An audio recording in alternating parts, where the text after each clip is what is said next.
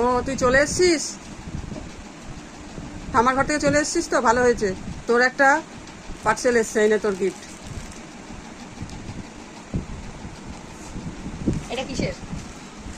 জন্মদিনের। তুমি এটা কাকে দিয়ে অর্ডার দেওয়া যায়? ও আমার অনেক লোক আছে। এটা আমি উইশ লিস্ট করে রেখেছিলাম, জানো?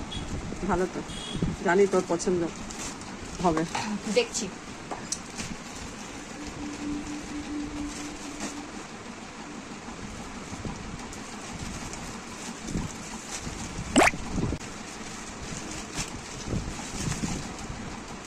এটা কি? পাঠ্যে তো বলে দিলাম। ও